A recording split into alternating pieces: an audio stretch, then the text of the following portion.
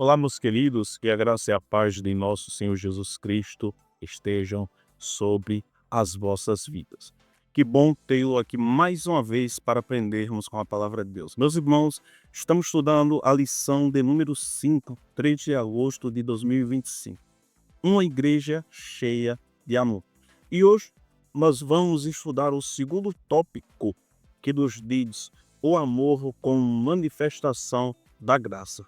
Isso mesmo. Se você chegou aqui neste vídeo, neste exato momento, e não foi o primeiro tópico, nós postamos um vídeo sobre o primeiro tópico na quarta-feira, sobre o segundo tópico na quinta-feira e sobre o terceiro tópico na sexta-feira. E postamos a videoaula completa no sábado. Se você não viu o primeiro tópico, por favor, retorna lá e depois você vem para cá para o segundo tópico.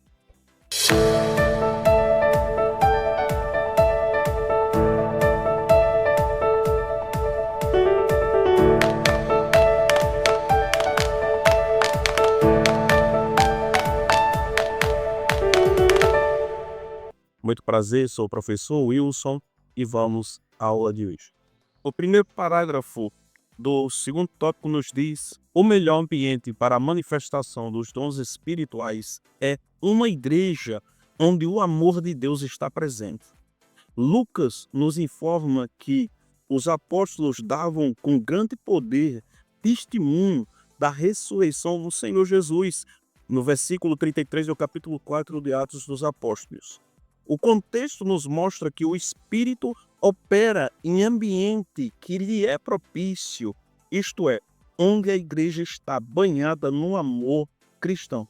Muitos podem cair na tentação de achar que o segredo para ter uma igreja imersa no Espírito Santo é um dos dons espirituais se manifesta com regularidade, tem a ver com cumprir determinadas regras e normas estabelecidas. Bom, regras são importantes e não podemos viver sem elas. Primeiro, é importante entendermos que o Espírito Santo ele trabalha na igreja onde nós temos um padrão de regras. Claro que as regras não definem o Espírito Santo, mas as regras ela é essencial para que o Espírito Santo ele venha trabalhar nessa igreja.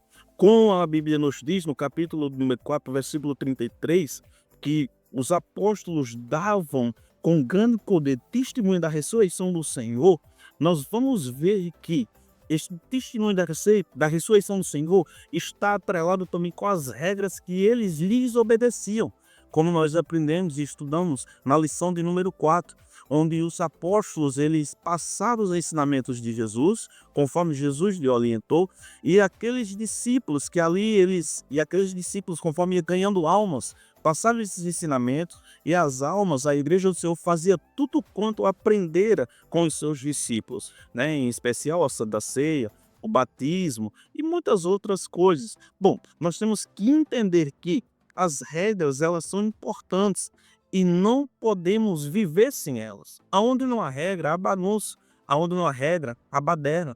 Aonde não há regra, meu irmão, a imoralidade ela se manifesta nesse meio.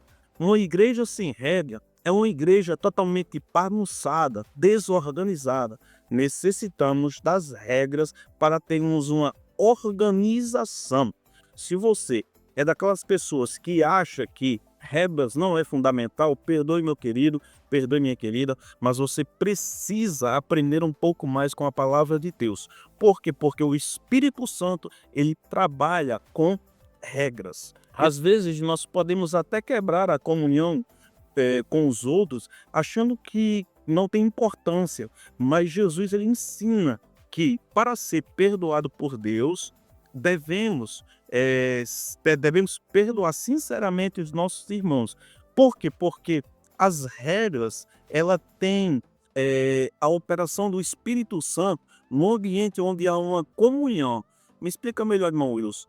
É interessante entendermos que existem algumas regras que ela é estabelecida para ter e manter a comunhão da igreja.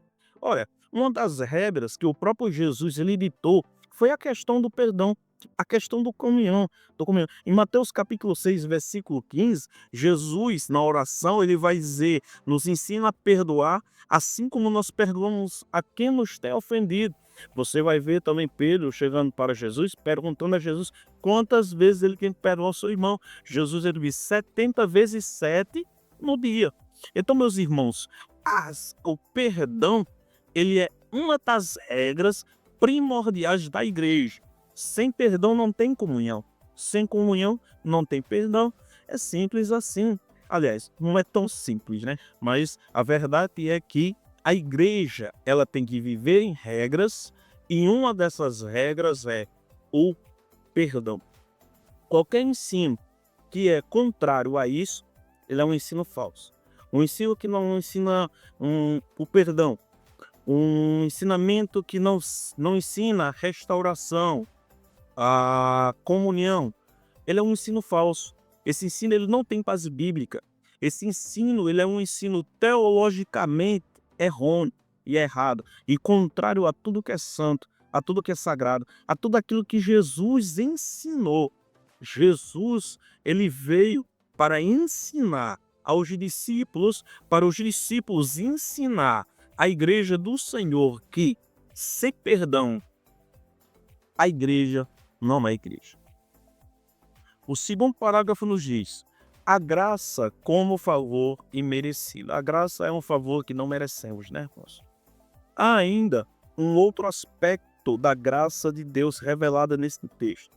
Bom, no versículo 33 do capítulo 3, a Bíblia nos diz que em todos haviam abundante graça. Isso significa que a graça de Deus estava manifestada tanto nos apóstolos como em toda a igreja.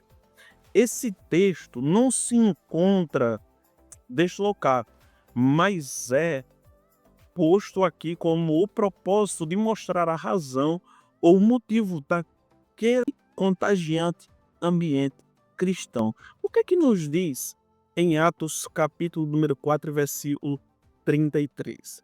E os apóstolos davam com grande poder testemunho da ressurreição do Senhor Jesus, e em todos eles haviam abundante graça. Meus queridos, eles eram tão cientes da graça que Jesus tinha manifestado sobre eles, que eles davam testemunho com tamanho poder e viviam em abundante graça no Senhor Jesus Cristo.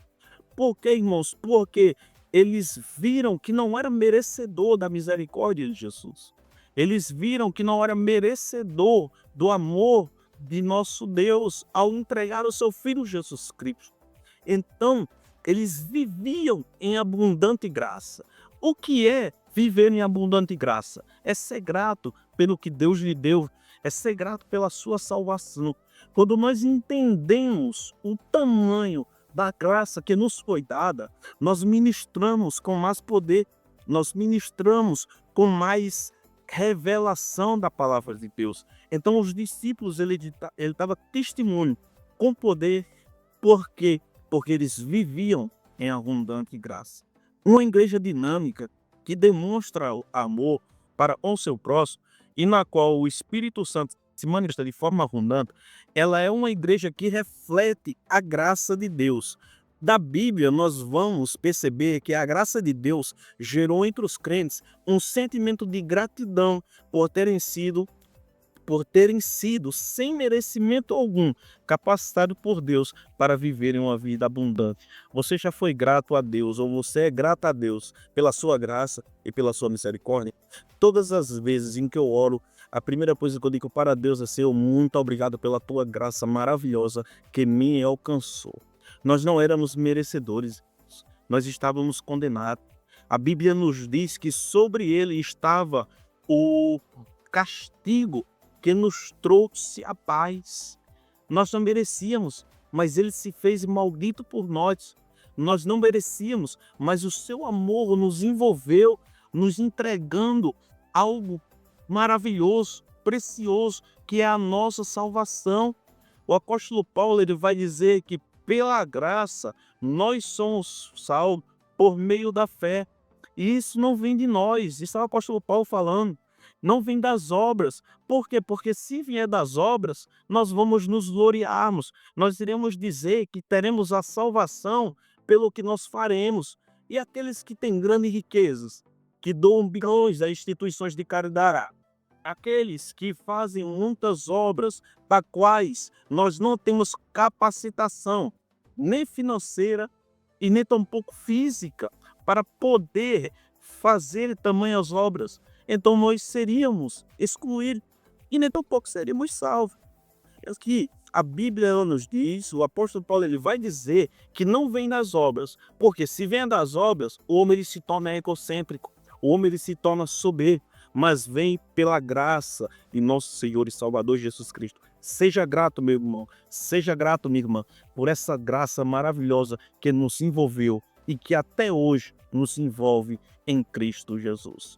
Isso se torna um padrão nas demais igrejas do Novo Testamento. Nós vamos ver em 1 Tessalonicenses, capítulo 4, versículo 9, o apóstolo Paulo falando e dando testemunho da graça de Deus à igreja dos Tessalonicenses. Vemos também, por exemplo, esse sentimento de gratidão como uma resposta à graça de Deus na pessoa do apóstolo Paulo, 1 Coríntios capítulo 15, versículo 10. O apóstolo Paulo ele está dando graças pela graça que tinha recebido de Deus, de nosso Senhor e Salvador Jesus Cristo. Está escrevendo aos apóstolos, aliás, perdão, igreja, está escrevendo à igreja de Corinto. E eu quero lhes dizer que uma igreja que não ensina a graça de Deus, uma igreja que não mostra a graça de Deus, ela não é igreja.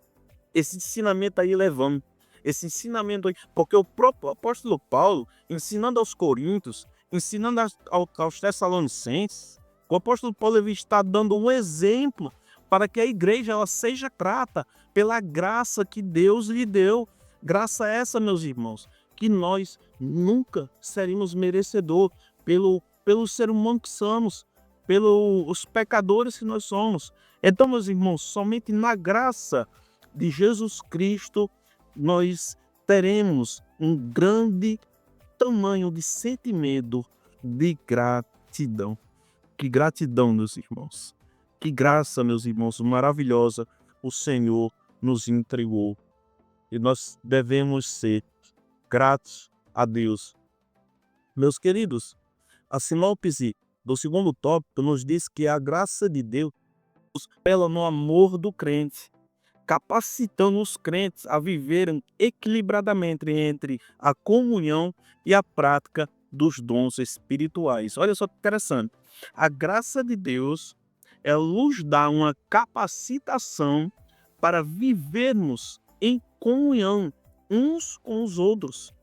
E também ela nos dá esta prática para exercermos os dons espirituais. Quando nós temos conhecimento do que é a graça de Deus, quando nós somos totalmente gratos a Deus por esta graça maravilhosa, nós somos abundantes nos dons. Nós somos abundantes em comunhão. Sabe por que falta muita comunhão nas igrejas dos dias atuais? Porque eles não são gratos pela graça que o Senhor lhe deu. Existem pessoas soberbas que acham que Jesus, que ele é o queridinho de Jesus, e ele está enganado. Porque Jesus ele não tem um grupo em específico para derramar a sua graça. A graça de Jesus Cristo está para todos disponível. A Bíblia nos diz que aonde abundou o pecado, a graça de Deus ela está em superabundância. E aonde foi que abundou o pecado? No mundo que vivemos. O pecado está em abundância neste mundão. Só que Jesus Cristo ele veio como homem, manifestando esta graça maravilhosa e superabundou o pecado. Que graça maravilhosa. Meus queridos, que Deus os abençoe e até a próxima aula em Cristo Jesus. Também não se esqueça de se inscrever, deixar o seu like, ative o sininho das notificações. Que Deus nos abençoe.